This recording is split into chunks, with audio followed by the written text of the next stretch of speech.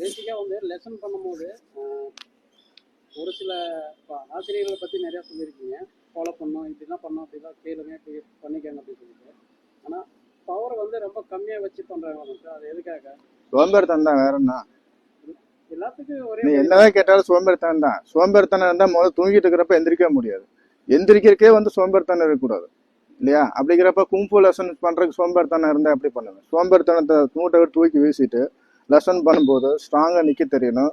ஓ பண்றதை கரெக்டா சோம்பேறித்தனம் பண்ணணும், ஸ்ட்ராங்கா பண்ணணும். ஒன்னாண்டா ஃபாலோ இப்படி எடுக்கிறோம் அப்படின்னா எதுலையுமே வந்து ரொம்ப ஸ்ட்ராங்னஸை ஃபாலோ பண்ணணும்.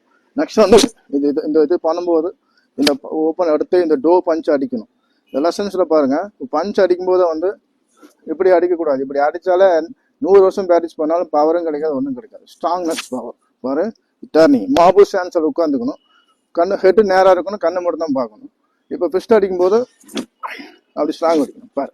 1 2 2 2 2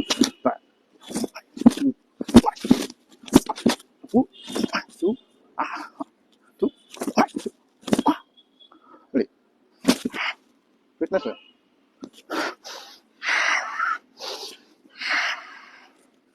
பவரா எனர்ஜி கொடுத்து அடிச்சிங்க அப்படின்னா மட்டும்தான் பஞ்சம் வந்து பவர் இருக்கும். நல்லா பண்ணால் மட்டும்தான்